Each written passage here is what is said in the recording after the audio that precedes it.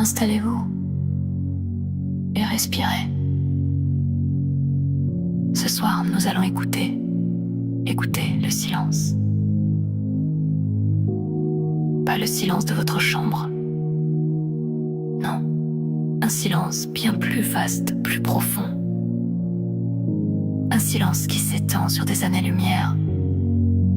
Un silence qui pose la plus grande des questions. Où sont-ils tous? Bienvenue dans le paradoxe de Fermi. Tout commence par une promesse. La promesse des chiffres. Pensez à notre galaxie, la Voie lactée de 100 à 400 milliards d'étoiles. Chacune potentiellement un soleil pour des planètes, des exoplanètes. Pour estimer leur nombre, nous avons une formule, une sorte de poème statistique, l'équation de Drake. Elle décompose le miracle en une série de variables, le taux de formation d'étoiles. R, la fraction de ces étoiles avec des planètes. FP, le nombre moyen de planètes dans la zone habitable circumstellaire. Ne, la fraction de ces planètes où la vie apparaît réellement. La biogenèse. FL, celle où la vie devient intelligente. Phi, celle où l'intelligence développe des technologies de communication, des technosignatures. FC, et enfin, la durée de vie de ces civilisations. L, même avec les estimations les plus pessimistes, les plus prudentes, le résultat est vertigineux. Notre galaxie devrait littéralement, fourmilière de vie, résonner de signaux. Et pourtant, nous n'entendons rien. Le ciel est silencieux. C'est ça, le paradoxe. La contradiction flagrante entre une probabilité écrasante et une absence totale de preuves. Alors, où sont-ils? Les hypothèses sont fascinantes. D'abord, l'hypothèse de la Terre rare.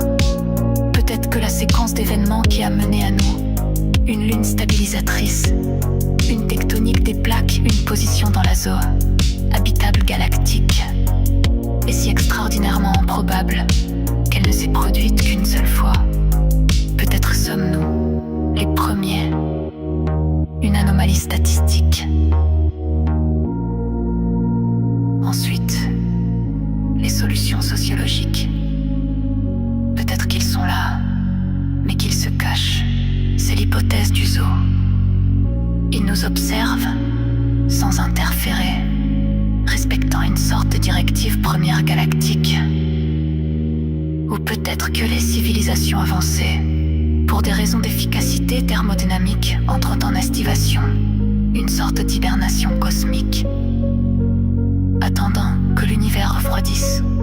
Peut-être que leur communication est si avancée qu'elle nous est indiscernable, comme le bruit de fond du cosmos. Ils n'utilisent plus d'ondes radio, mais des technologies qui nous sont encore inconnues.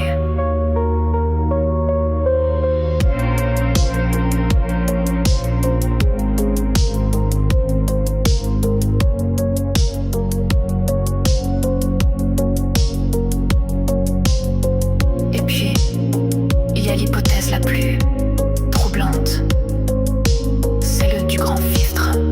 L'idée qu'il existe un ou plusieurs seuils, des barrières évolutives, si difficiles à franchir qu'elles anéantissent la quasi-totalité des civilisations. Ce filtre pourrait être derrière nous, l'apparition de la vie ou de la cellule eucaryote. Et dans ce cas, nous serions exceptionnels. Ou alors, et c'est là que le silence devient effrayant, le grand filtre est devant nous. L'intelligence mène systématiquement à l'autodestruction, par guerre nucléaire, par pandémie créée par la biotechnologie, par une intelligence artificielle non alignée. Ou peut-être que le filtre est externe, un sursaut gamma aléatoire qui stérilise des pans entiers de la galaxie. Dans ce cas, le silence du ciel ne serait pas un vide, mais un cimetière.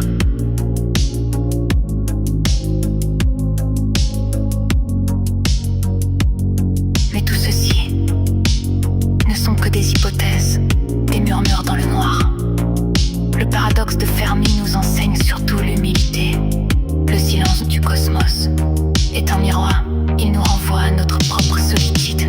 à notre propre fragilité. Et ce soir, nous pouvons accepter ce silence, l'accueillir, le laisser remplir la pièce, apaiser vos pensées. Le grand mystère reste entier. Et c'est très bien comme ça.